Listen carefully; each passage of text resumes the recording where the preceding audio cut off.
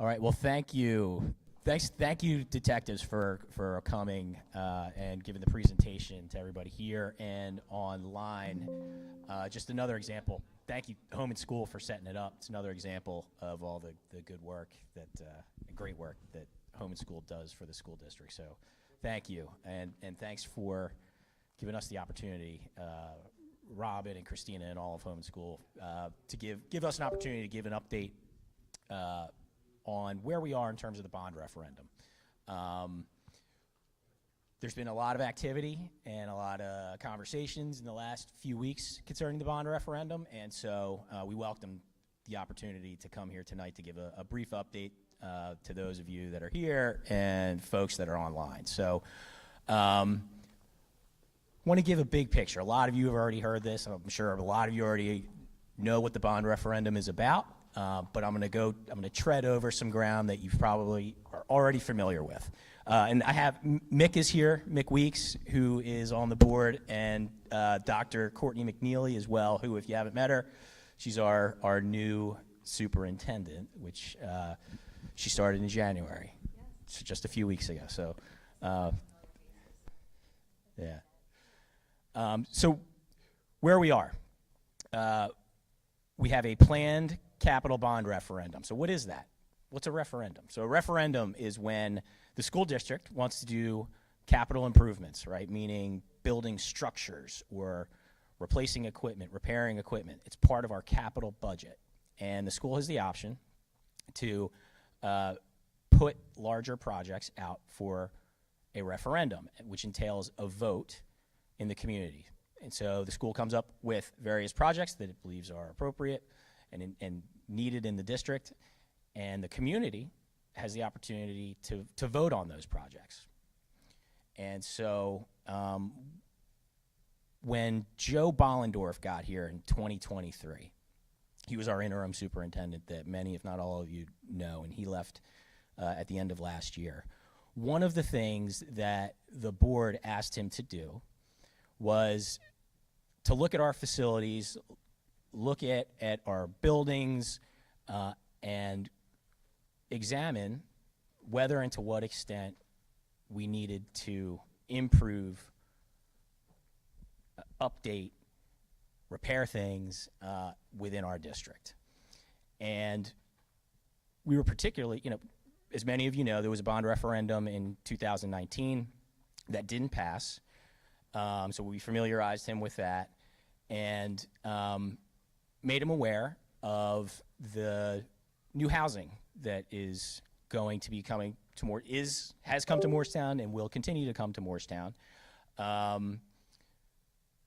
and to take a look at our enrollment, our projected future enrollment, and determine what this district needs to maintain and improve upon the educational delivery that we've been providing. I mean, Moorestown is an excellent district, and we want to make sure that we are maintaining and continuing to surpass expectations. So after a lot of due diligence and walking through buildings, talking to teachers, principals, we have concluded that we need to make some capital changes within the district. Our classrooms in the elementary school are full. We have a cap of 22 students per classroom in kindergarten, 25 in grades above kindergarten, and in many instances we are at cap, and those buildings are very full, and we expect increased enrollment. I think it's very clear if you drive around. I know there's a project that will be going up across the street from the UES very soon. There is a project behind the Moorestown Mall that has been underway for a while. I think they've completed the parking garage, and if the articles that I've read recently are accurate, they're going to start building the apartments there very soon. And there's a number of other, I'll call them high-density apartment or condominium developments that are planned in various stages of planning throughout Moorestown. And so we know that enrollment will be increasing, and we're going to have a space problem. I think we already do have a space problem in the elementaries. And so how to solve for that? And the concepts, some of the concepts are similar to what was proposed in 2019. And so what has been or will be proposed to the community is an addition at WAMS to, so right now WAMS is currently 7th and 8th grade. And what we will be proposing is an addition at WAMS where the district would build, is it 13? 13 new rooms for educational space. They could be classrooms, some could be labs, others could be small group instruction, but it would be its own new wing. It would be a 2-story wing at WAMS. And that, we think, is sufficient to pull an entire grade out of this building and move it to WAMS. So then after the project is completed, WAMS would no longer just be 7th and 8th, it would be 6th, 7th, and 8th grade, which we think is the appropriate model. I think that's a model most commonly used throughout New Jersey. I think it's probably rare to have a middle school that's only 2 grades. And for reasons that I'll let Mick and Courtney get into about the educational appropriateness of changing the structure, we think that this is a good idea, not only for educational needs, but also to free up space in our elementaries. And how do we do that? So by moving the 6th grade out of this building, we would be able to pull the 3rd graders out of Roberts Elementary and Baker and move them here into what is currently the UES. If the project moves forward, which we hope it does, this will be a true elementary school. It won't be the UES anymore. It'll be a new building with new playgrounds.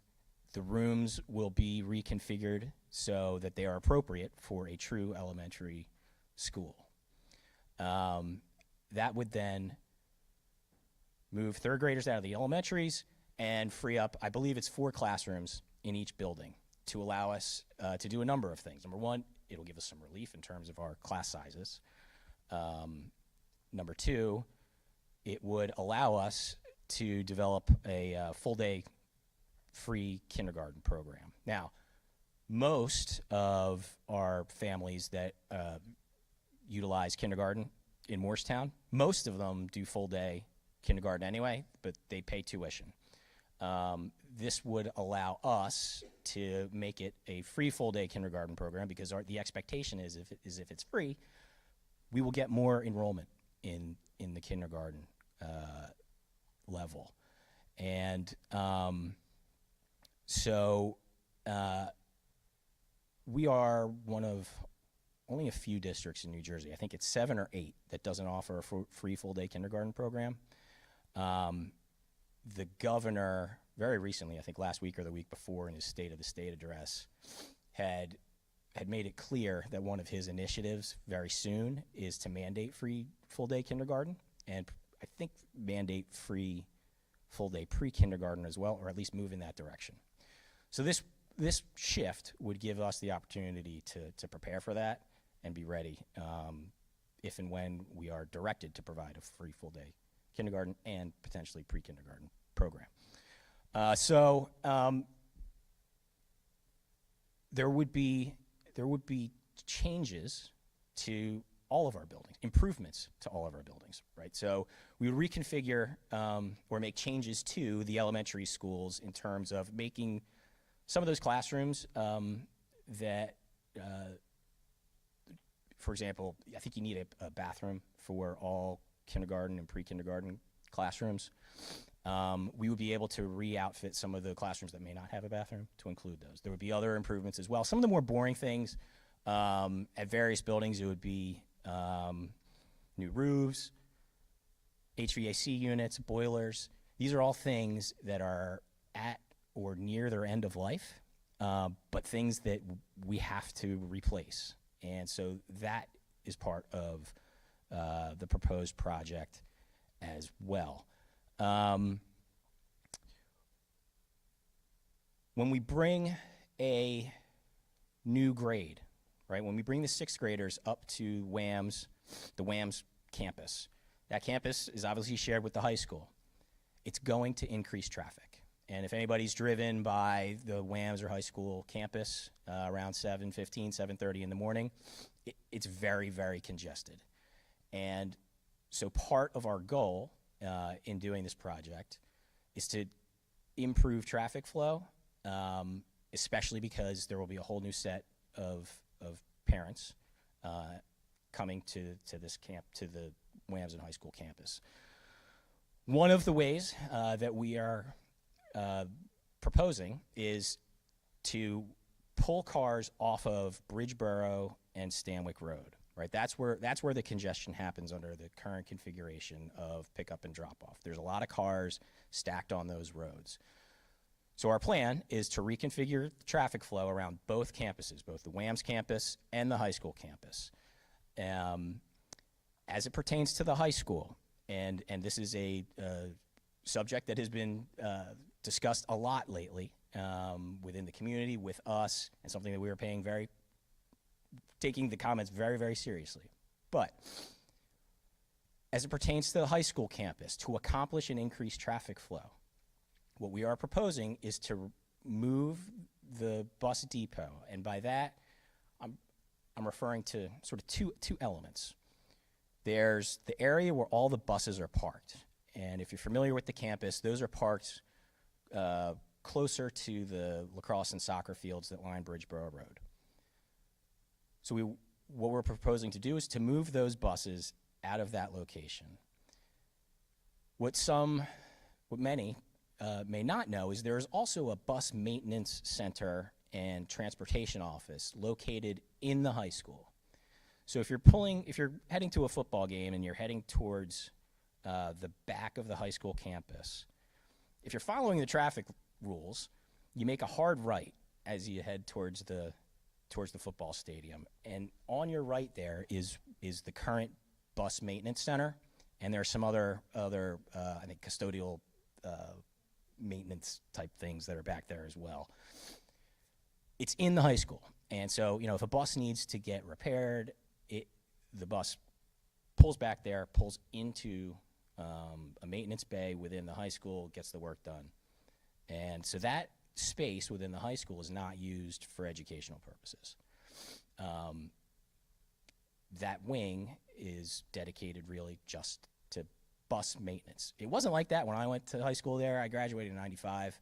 I don't know exactly when that change was made. I suspect maybe when the MAC or... Okay. It was when the MAC was built, okay, and those renovations were done. There's a bus maintenance facility there. The fueling is across from that by the retention pond before you get to the tennis courts.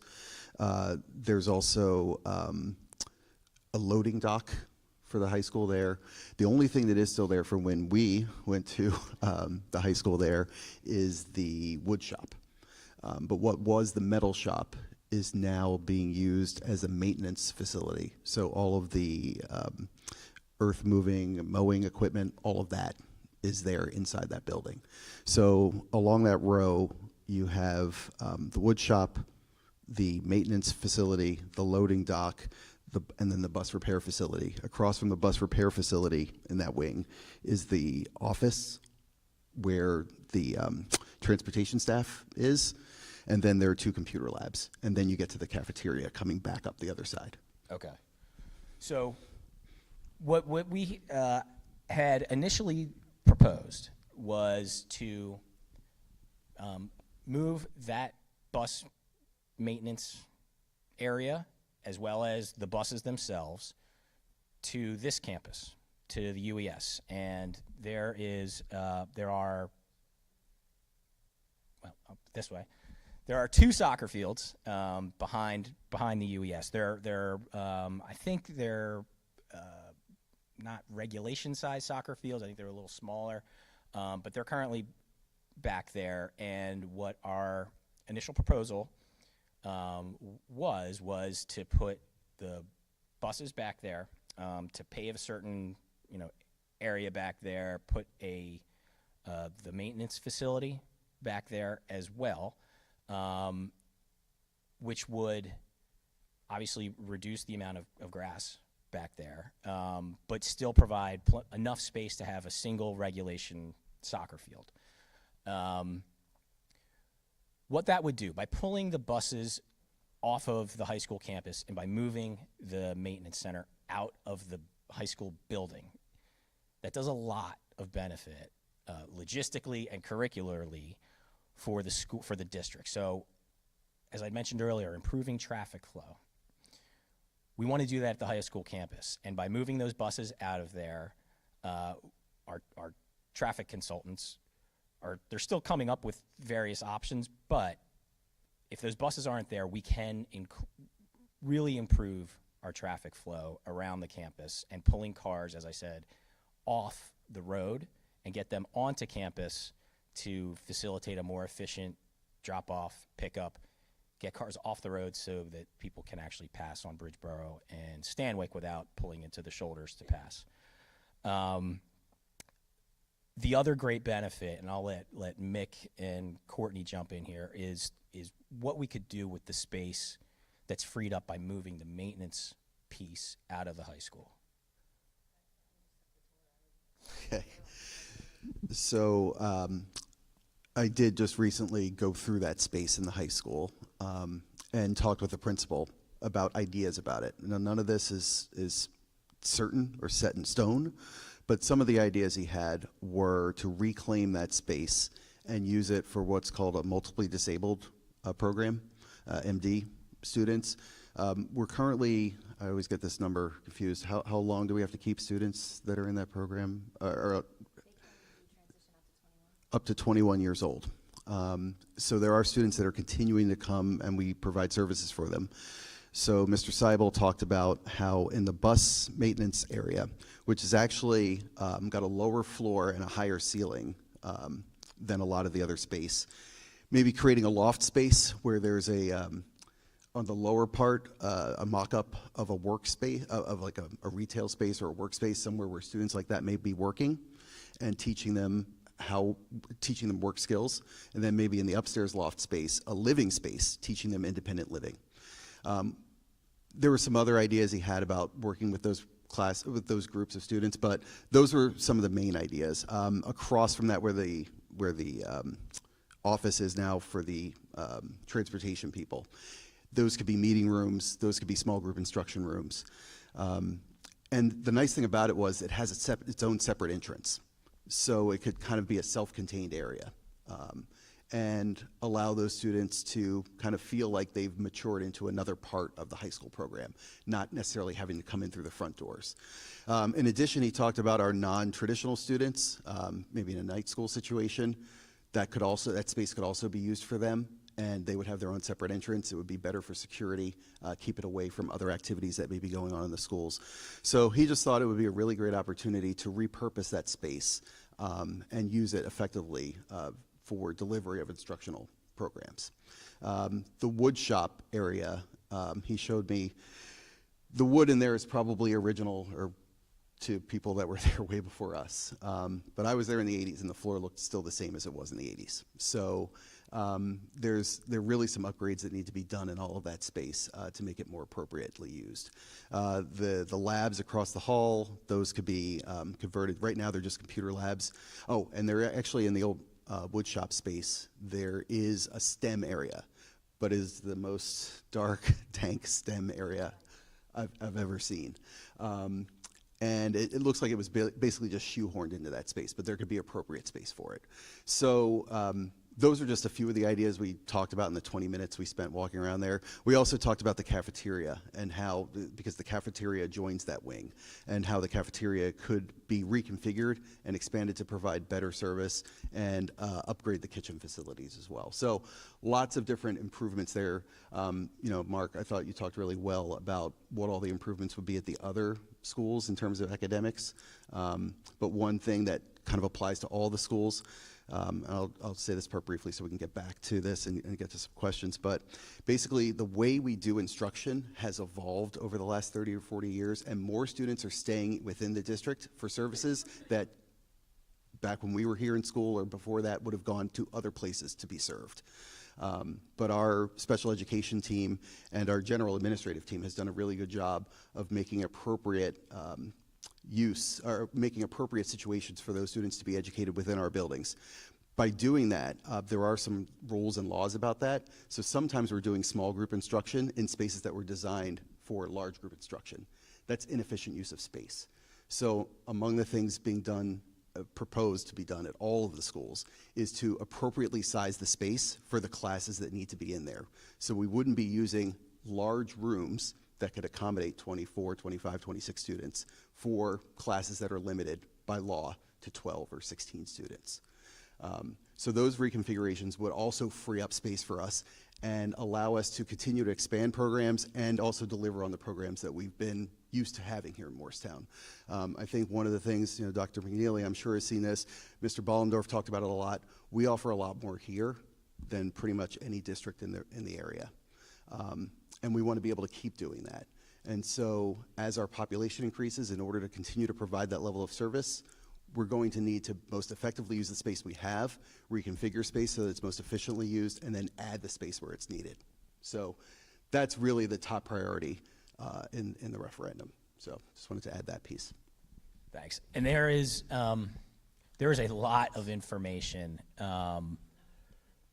contained on our website, but also there, in July of 2024, our architects and traffic consultants presented at a board meeting where they walked through a PowerPoint presentation. They know the nuance obviously far better than I do in terms of the specifics that are happening at each of the schools. I would encourage everybody, to the extent you're interested, to look at the video. It's the July 31st, 2024 special meeting where the architects gave the presentations concerning the details of each of these projects. We've received a lot of feedback on moving the bus depot over the last few weeks, and we are hearing it and taking it very, very seriously. We understand people's concerns. We were initially targeting well, I don't want to say initially because we were actually initially targeting December of last year for a referendum vote. But our most recent target was March to have the referendum vote. And there's a series of deadlines that you have to meet with the state, with the county. There's regulatory issues that you have to comply with to hit that March referendum vote.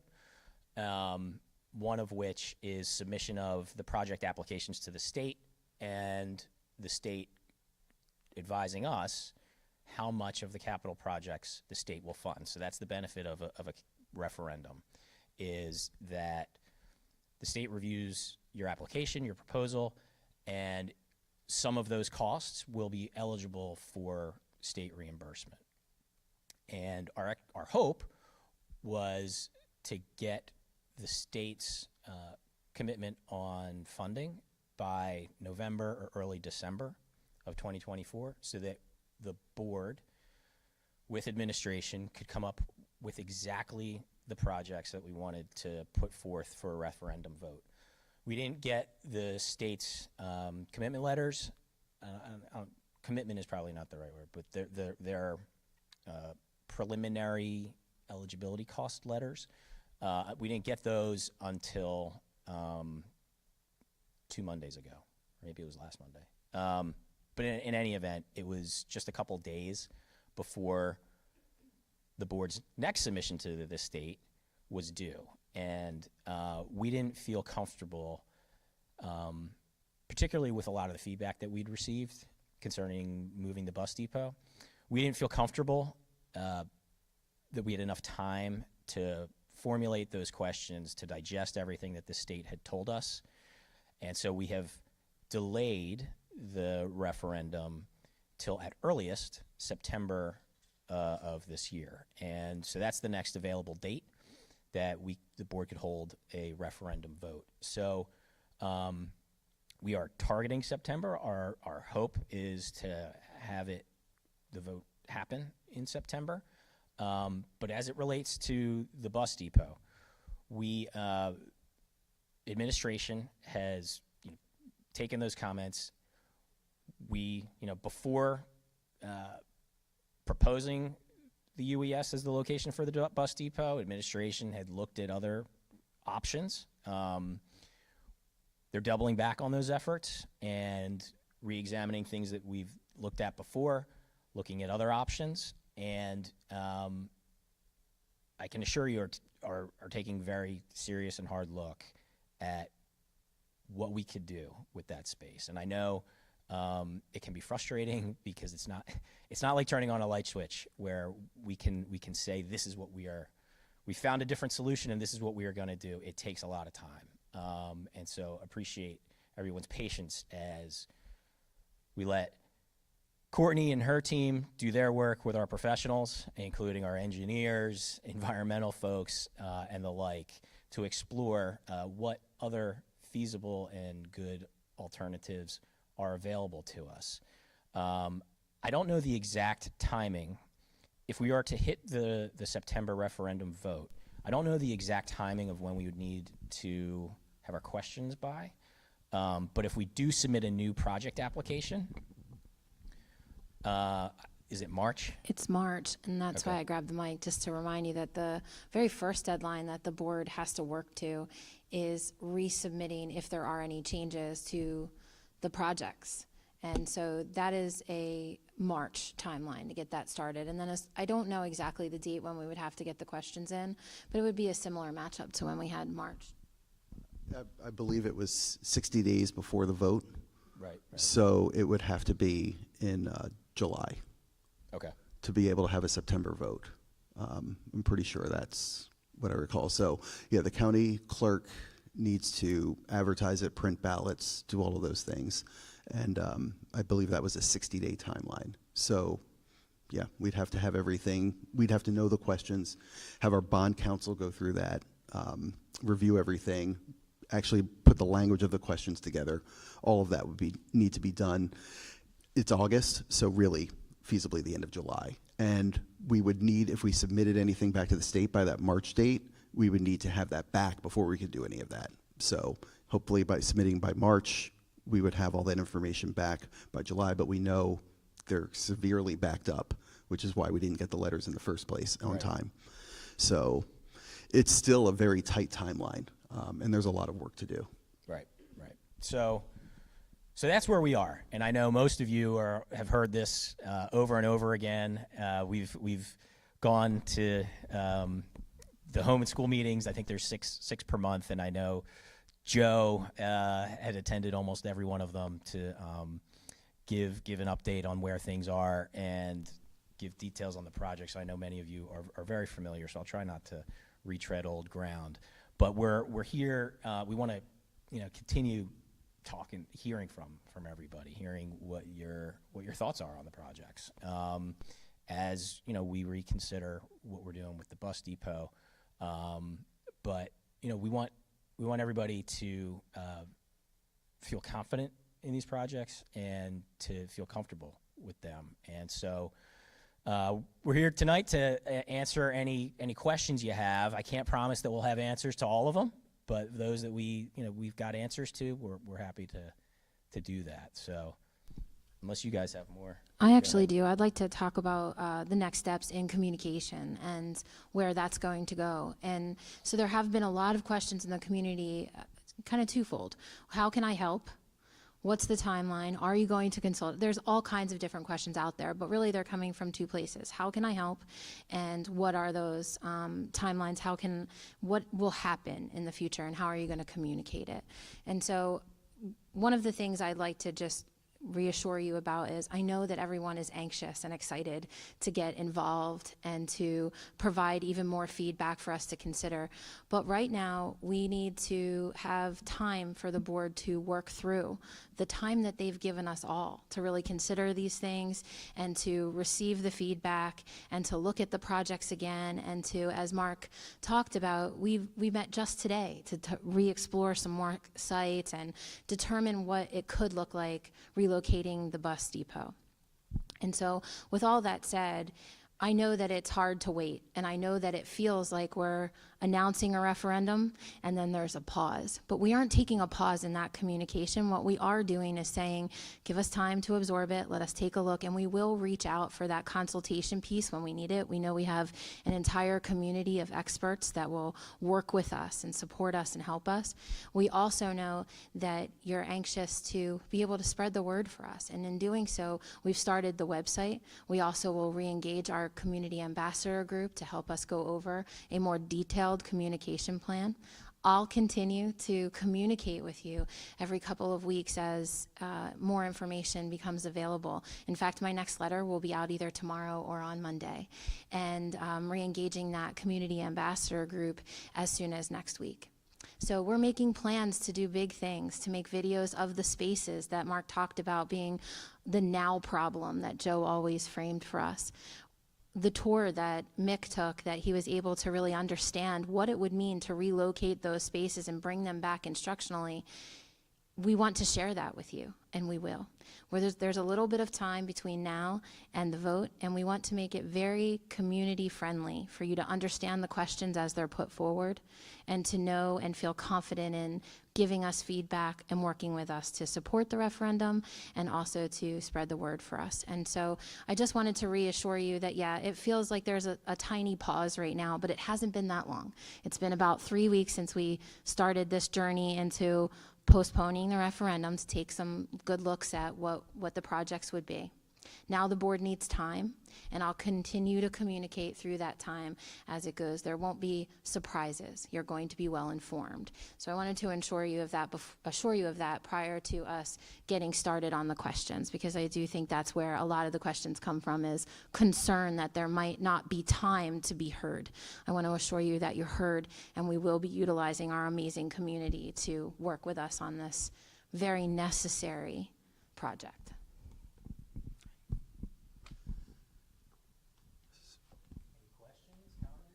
So if you do have a question, I'm happy to bring the mic over to you so that we can make sure people online hear it.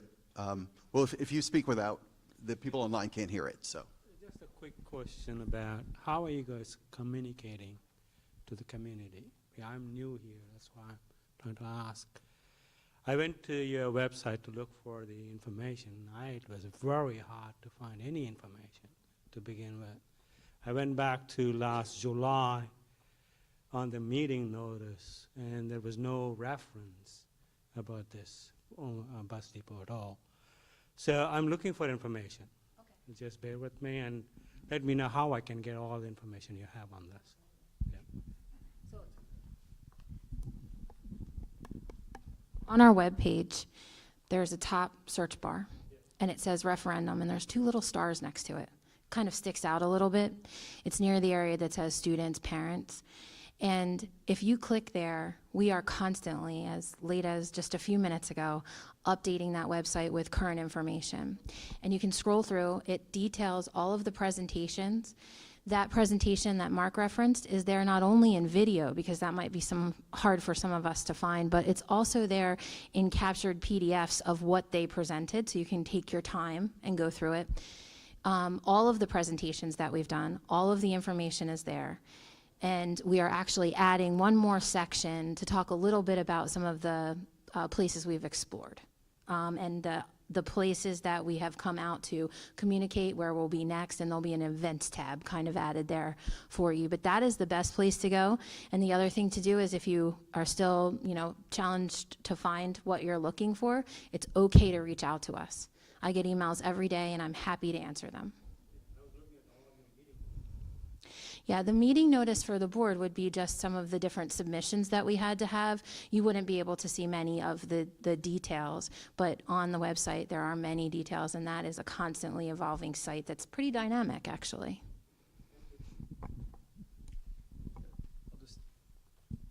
I'll just add there real quick. Sometimes you may have to click through. For instance, there's a part, I think it says presentations. Just click through to that to get to those. Yeah, scroll down. And then there's also one that will take you to the YouTube recording of the July meeting is embedded in there. I think YouTube makes you go to YouTube to watch it. But I just want you to know, Yeah, the whole meeting is there. And that, again, I'll echo what Mark said. That's a really good presentation to watch because the architects were there at the meeting and they walk through the presentation of each thing. So I think it would be good to watch that and then also take the presentation yourself and go through. And again, let us know if there are questions. Right. I don't know if it was mentioned, but maybe we should. We certainly want to hear if there are more questions here in the audience, but I think we can take questions online. It's not an official board meeting, so if there's anything, well, just so people know, if are people still on, or did we? Okay. Okay. All right, Katie, let me come to you so we can make sure everybody hears the question. I have two questions. My first one is about the bus depot and whether it's been considered to separate where the buses will be parked and where the sort of maintenance refueling facility would be. Is that possible? And could that sort of alleviate some of the stuff that people are really unhappy about putting it here? I'll give my perspective with the caveat that I'm not a transportation expert at all, but I can say that a couple of years ago, when we get a lot of concerns from families in Stanwyck Glen that when juniors get their licenses and park in the Stanwyck Glen neighborhood, some families are not thrilled about that, and so I had explored potentially moving the buses to different locations, just the buses, not the whole bus depot. And this was just, frankly, to potentially deal with the parking issue. And it's not optimal to just move the buses. So if we were to keep the maintenance depot where it is and move the buses, across town somewhere, it's not optimal for a whole host of reasons. I mean, if a bus needs work, it's best to be able to just go, 100 yards rather than across town. If, for example, we have transportation logistics issues sometimes where we just need a substitute driver that is in our transportation office to just get up and go to a bus and do a route, right? So there's a lot of logistical challenges that I didn't think of, but it was James, our BA had kind of walked me through some of the challenges that don't make it optimal to split where the buses are parked from where like the transportation office and maintenance area would be. So that's my thought on it. And Okay, did you mean different locations, like off of our campus, you're saying, or leave one on our campus and move the buses to a different, totally location? No, I mean, I know there's been a lot of different locations that have been considered, but potentially the actual buses being parked here, but the maintenance facility somewhere else. I know, Mark, at a home and school meeting, you had mentioned the Department of Public Works as like a potential possibility, and combining the maintenance with their existing maintenance facility for all the township trucks. Yeah. Seems like it would be economically, it economically makes sense. It would mean it's not that far to get there from here, and all the particulate matter and diesel fumes that everybody's very concerned about wouldn't be at the school campus. So I was wondering if that was a possibility. If, like, logistically, I understand that it's tough, but if that would make something like this pass and not, derail the whole referendum, it seems like logistically that could be managed. Yeah, there's a lot there's various other locations that we're continuing to explore. I think we're going to come up with a solution, but I don't want to get ahead of our skis. My second question is not about the bus depot. Has there been any information put out, or is there any information available about what the percentage tax ask is going to be? Good question.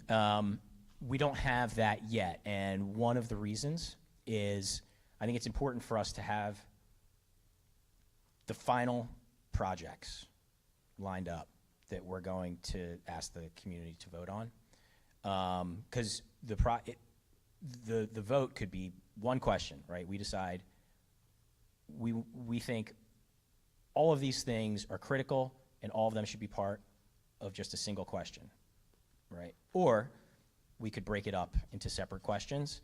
And so we have not yet done a tax impact calculation because we want to be sure what we're going to go out to the community with.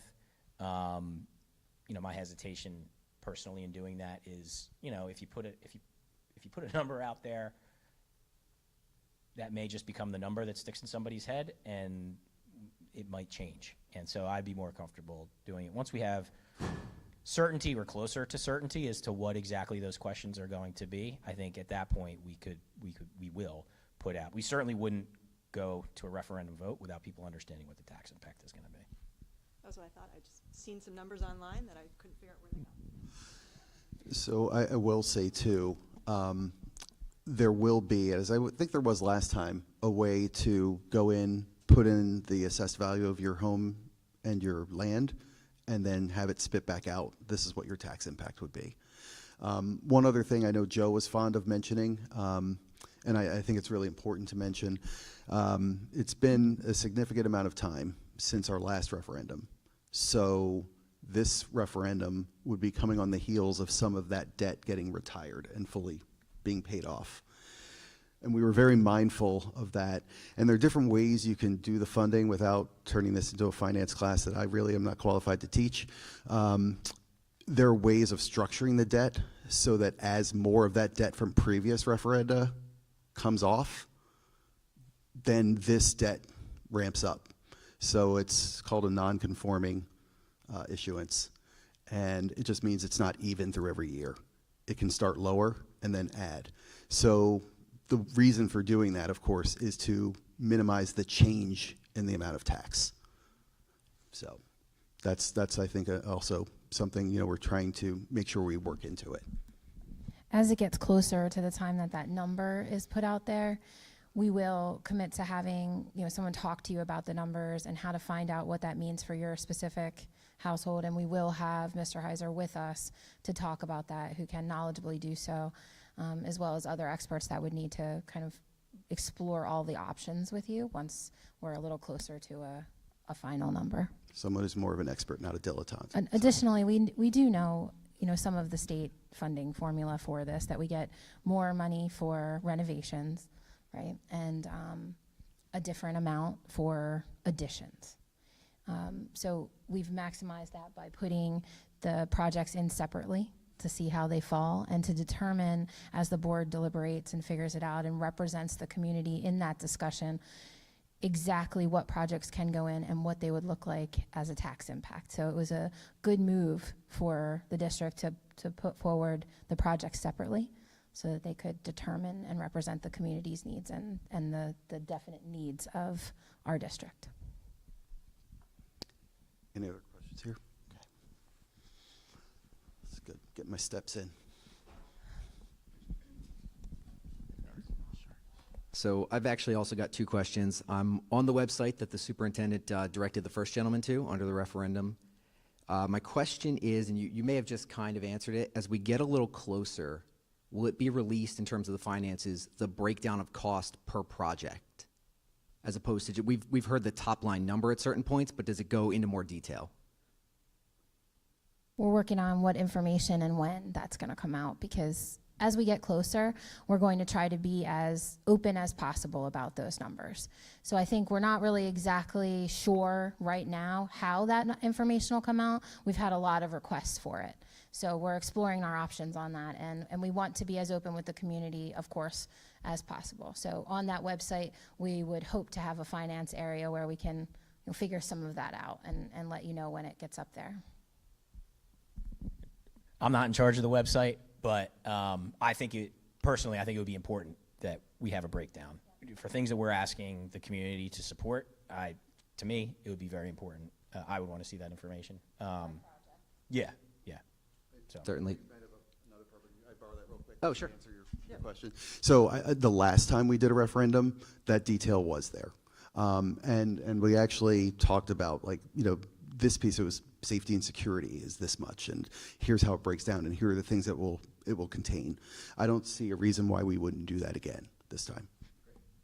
Thank you all for that. I appreciate that. My second question, and I think it may have led to some confusion, back to the bus depot. On this section, it lists out projects by school, and on the UES, it lists a construction of a new playground, but it actually doesn't list the bus depot, which is the cause of the new playground. So it seems a little bit like it's hidden. You want to start with that, Courtney? I'll start with that. So they're actually not the cause. That's not the cause of the new playground. The new playground coming over here would be to accommodate that elementary feeling of having the third graders here. There's currently going to be younger students on the campus, and that's why we would be constructing that playground. Now, I don't want to put her on the spot, but Dr. Jablonski's here, and she obviously knows this building very well and the students, but that's why. It's not because the bus depot would be relocated. Our playground is lovely, but it is also about 25 years old, so we do need to update it and get some new equipment and things for our students. It needs to be a little bit lower, especially if we're going to have third graders here.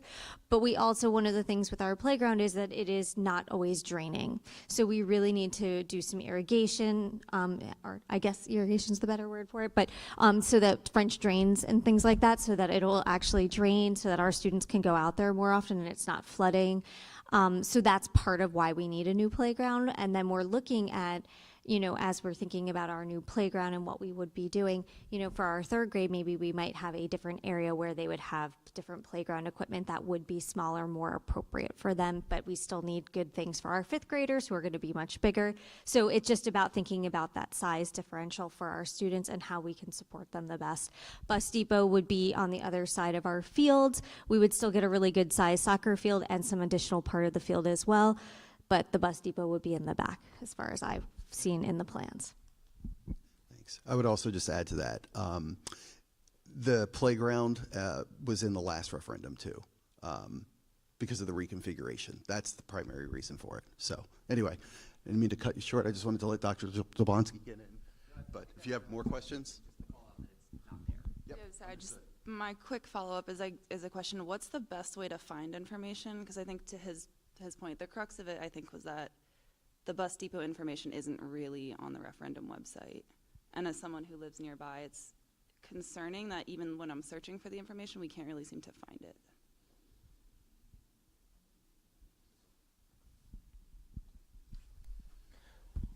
Yeah, I would,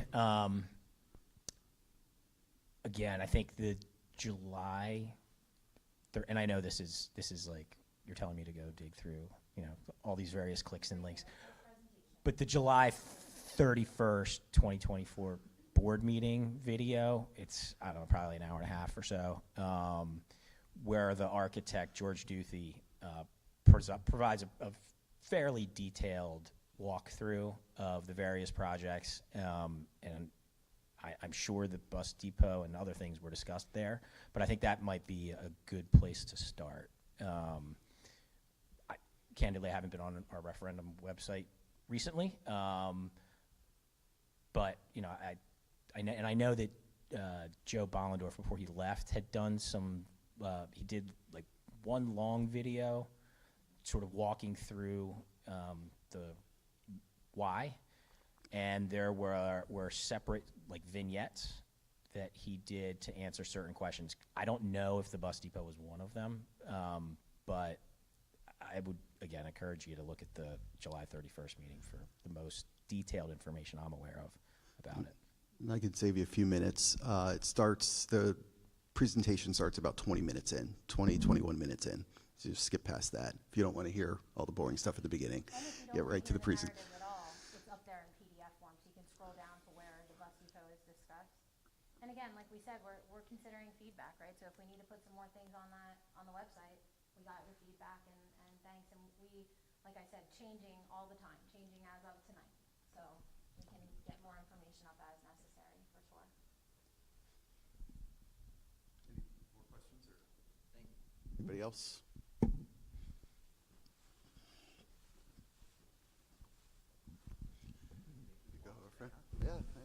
Hey guys, I'm not gonna belabor the point. I mean, I think we just need to work on the transparency. There's a lot of people that don't even know they live in our neighborhood and they don't even know that we're considering the bus depot. But I'll tell you where you can get information. You can go to stopthebusdepot.com and you can, find out about the bus depot. And, if we can get our ducks in a row, we can line up and maybe you can link from the referendum to stopthebusdepot.com.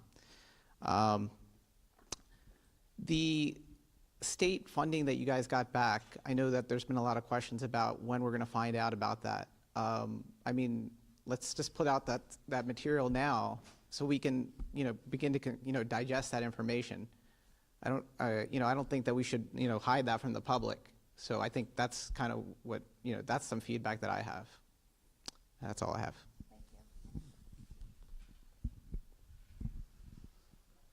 So, I mean, I guess one thing to say, and I know we've probably talked about this, the part, I guess, that's available, well, we can talk about is 40% of eligible costs could be reimbursed by the state. So if we're expanding student learning space, 40% of that could come from the state. So our target is to get as many projects that qualify for that into the referendum so that we're getting that share from the state. But as to what those specific numbers are for each project, that will come out when we are able to talk about here are the different pieces. But as we talked about, some of those things may have to go back to the state if we're changing things around, and that's what our architects are advising us on now. So I would say, if we are going to be able to continue on that September timeline, we'd have to resubmit stuff to the state by sometime in March, and then we would hopefully get that back in the summer. And so I'd say that was the latest that it would come out if we get everything ready, and then we can put that out. So that information will be available. It's just a matter of making sure we have the right information. And I think Mark's point was very well taken. It's not necessarily, I guess, the best thing to do to put out a number and then people are focused on that number and then that number changes. We want to be able to put out accurate information that we can stand behind and that's reliable. I think that's the responsible thing to do. And I think that's, I think that's the way we plan to do it. So we will provide you that information in a responsible way. And of course, in all the conversations that we've had, I do feel like you've been able to ask and we've responded. And so, I'd like to continue that dialogue. That to me is where that transparency and communication continues. We talk often. And so we can continue to work through this with the board and consider the feedback we're getting. And that's the truth. Every time we talk, we listen and we make changes to our website or we decide how things are coming out. And so that transparency piece happens when we continue to initiate conversations like we did just today.